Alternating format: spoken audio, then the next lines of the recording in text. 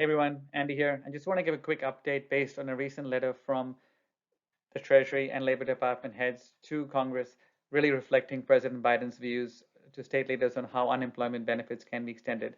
So it's confirmed in a very short summary by President Biden wants states to use existing funding that was provided through the stimulus to extend unemployment benefits on a state by state basis. So this will vary by every state.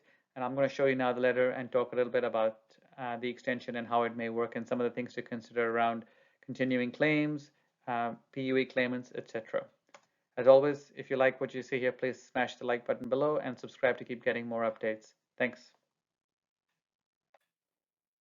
So how has the Biden administration advised Congress on what they are planning to do for the unemployment benefit extensions that expires on September 6th? Well, Treasury Secretary Janet Yellen and Marty Walsh, Secretary of Labor, basically wrote this letter to Congress. And I'll post a link to the letter in my description below. But essentially, what it's saying is that they acknowledge that unemployment programs were created as part of the original CARES Act, and then they were a critical lifeline for millions of Americans who lost jobs due to the COVID crisis, so through no fault of their own. And that's why it's covered a lot more workers through the PEUC, PUA, and then they also had that $300 boost to really support people through the COVID crisis. So they're not denying that, but they're also saying then that since the crisis started back in March, April 2020, now the unemployment rate has dropped to 5.4%. The job creation levels are high. So they're acknowledging that the situation has improved. Many states who canceled benefits early was to try and get people to go back to work. They're acknowledging that.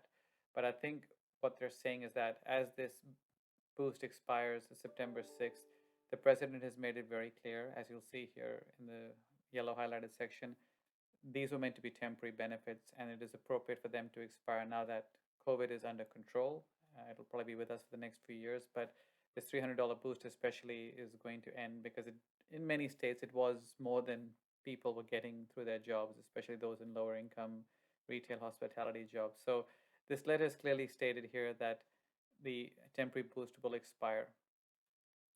Um, he does also go into the letter further saying that, and this letter is obviously coming on behalf of the administration, but it does reflect President Biden's views that there are still other programs like extended benefits and those in the those there are issues in states, for example, the PUA program, pandemic unemployment assistance, that was created through this stimulus, that would mean those people who don't won't be eligible for that after September 6th can't get traditional state unemployment benefits.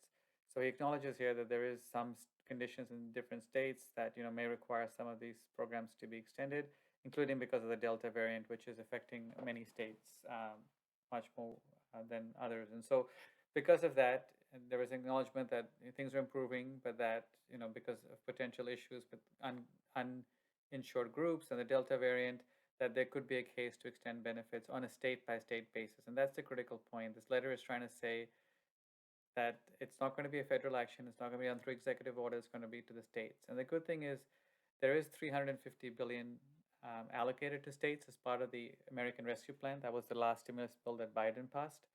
So this was there specifically created to states to help address local issues. And you may have seen this through transportation. A lot of this being used across schooling as well to get free lunches and get kids ready to go back to school.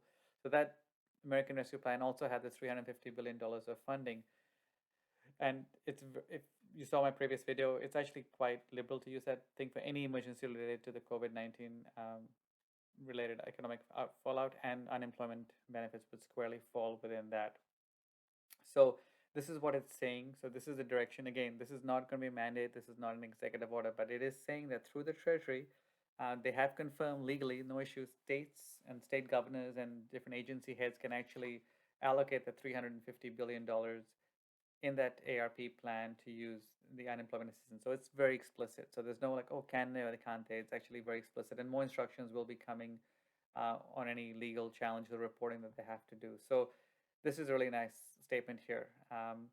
The Treasury Department is reaffirming that states can use their allocations of the $350 billion in ARP state and local relief funds to provide assistance to unemployed workers, including by continuing to provide additional weeks of income to support workers whose benefits expire on September 6th. So this is really good news, and could also mean that any claim balances are carried over through this extension, which is huge.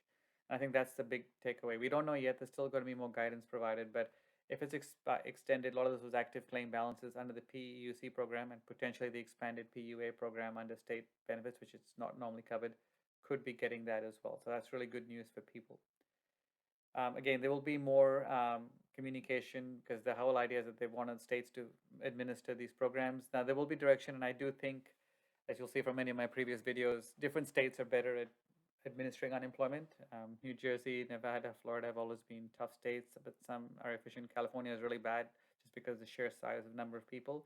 But the idea is to try and use some of this funding to extend programs, improve programs, but also give the states a lot more discretion to do what supports their local constituents, which I think is a good thing. There's also funding in there for more people to go back to work. So there'll probably be more grants to support people to go back to work, retraining, return to work bonuses, that kind of thing. So just to help people to get back into work, because there is an acknowledgement that unemployment, the COVID crisis has created some hesitation for people to go back and participate in the workforce and not fill those unopened vacancies. So using some of these funds to extend that is also a big part of this push from this letter. And then I think the last one, which we can all acknowledge, which you've seen, is that the state unemployment systems are terrible, broken in many cases. And while many have upgraded it over the last 18 months, there's still a lot of work to be done so that it's simple. Claimants can go in and file things. The fraud is reduced because fraud's being a huge issue, and ID me and other things have been introduced, but still a big issue. And they want to get them back to basically 21st century systems so that there's support, and that if there's in a future crisis, it's not this whole mess to try and get unemployment for people that need it. And a lot of people are still waiting for benefits going back several months. So the idea is to try and modernize the systems to be able to process that. So the good thing with this letter is that it has been sent by the Biden administration. It's cleared up the confusion around, hey, will Biden extend or not? No, he's recommending that states use the funding. The funding is there, but there's not going to be a federal request or a bill to request new funding to extend benefits to the end of 2021 at a national level.